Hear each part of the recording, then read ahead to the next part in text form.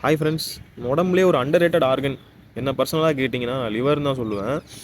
ஏன்னா அதோடைய ஃபங்க்ஷன்ஸுக்கும் அதுக்கு நம்ம கொடுக்குற மதிப்பும் பார்த்தீங்கன்னா மேட்சே ஆகாது. ஏன்னா ஒரு ஆல்கஹாலிக் பர்சன் எடுத்துக்கோங்களேன். இப்போ வந்து நார்மலாக எல்லாருக்குமே அந்த லிவரோடைய இம்பார்ட்டன்ஸ் தெரிஞ்சிச்சுன்னா ஆல்கஹாலே எடுத்துக்க மாட்டாங்க. ஏன்னா ஒரு ஆல்கஹால் நீங்கள் குடிச்சிக்கிட்டு இருக்கீங்கன்னா கிரானிக்காக தான் ஆக்சுவலாக அந்த ஆல்கஹாலிக்ஸ் இருப்பாங்க.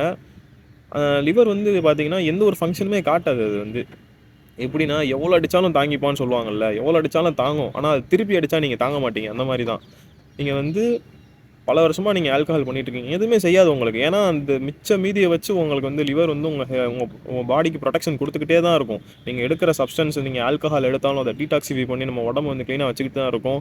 அதே சமயத்தில் தேவையான விட்டமின்ஸ், ப்ரோட்டீன்ஸ் எல்லாத்தையுமே ப்ரொடியூஸ் பண்ணி நம்ம உடம்பு வந்து சேஃபாக வச்சுக்கிட்டே தான் இருக்கும்.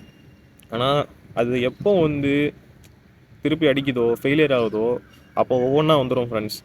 ஒவ்வொன்றா வரும். ஃபார் எக்ஸாம்பிள் ஜாண்டிஸ் வரும், அசைட்டிஸ் வரும், முடி கொட்ட ஆரம்பிச்சிடும், வெயிட் லாஸ் ஆகும், காலில் வீக்கம். இந்த மாதிரி திடீர்னு ஒரு பிரச்சனையோட தான் ஒரு பேஷண்ட் வந்தாங்க. என்னன்னா கால் வீக்கம் இருக்குது, வயிற்றில் வீக்கம் இருக்குன்னு சொல்லி ஒரு பேஷண்ட் வந்தாங்க ஹாஸ்பிட்டலுக்கு. என்ன சொல்கிறாங்கன்னு பார்த்தீங்கன்னா 15 வருஷமாக ட்ரிங்க் பண்ணுறாங்க, அந்த ஹிஸ்ட்ரிலாம் இருக்குது. ஆனால் என்ன சொல்கிறாங்கன்னா இங்கே ஹாஸ்பிட்டல் வந்ததுலேருந்தா இவர் ஒரு மாதிரி புலம்புறாரு, ஒழுங்காக பேச மாட்டுறாரு, தூக்கம் ஒழுங்காக இல்லை, ரொம்ப கஷ்டப்பட்டுட்டு இருக்காரு அப்படின்னு சொல்லி சொல்கிறாங்க. என்னமோ ஹாஸ்பிட்டலில் வந்ததுக்கப்புறம் தான் ஏதோ ப்ராப்ளம் இருக்கிற மாதிரி. வாங்க ஃப்ரெண்ட்ஸ், உங்களுக்கு வந்து எந்த பிரச்சனையுமே காட்டாது லிவர் வந்து. அது முடிஞ்ச அளவுக்கு எல்லா எஃபர்ட்டும் போடும். ஆனால் ஒன்ஸ் நீங்கள் வந்து ஸ்டாப் பண்ணாமல் ஆல்கஹால் ட்ரிங்க் பண்ணிக்கிட்டே இருந்தீங்கன்னா அது லிவர் ஃபெயிலியர் போயிடுச்சுன்னா உங்களால் எதுவுமே பண்ண முடியாது. அதோட அல்டிமேட் ஸ்டேஜ் தான் போர்ட்டல் ஹைப்பர் டென்ஷன் ஒன்று சொல்லுவாங்க. இந்த போர்ட்டல் ஹைப்பர் டென்ஷனில் பார்த்தீங்கன்னா வந்து ரத்த வாந்தி வரும், கீழே வந்து ஜிஐ ப்ளீடிங் வரும், ரெக்டம்லேருந்து ப்ளீடிங் வர ஆரம்பிக்கும், அப்புறம் அசைட்டிஸ் வரும். இந்த மாதிரி பல காம்ப்ளிகேஷன்ஸ் வரும். சில பேர் வந்து அக்கேஷனல் ட்ரிங்கர்னு சொல்லுவாங்க. அக்கேஷனல் ட்ரிங்கர் கொஞ்சம் கொஞ்சமாக நான் எடுத்துக்கிறேன்னு சொல்லுவாங்க. அந்த கொஞ்சம் கொஞ்சமாக நீங்கள் எடுக்கிறதும் என்ன எடுக்கிறீங்கன்னு முக்கியம். ஏன்னா விஸ்கி, பிராண்டி, ரம்முன்னு இருக்குது. ஏன்னா இதில் நீங்கள் 30 ml எடுத்திங்கன்னா அதில் 100 mlக்கு சமம்.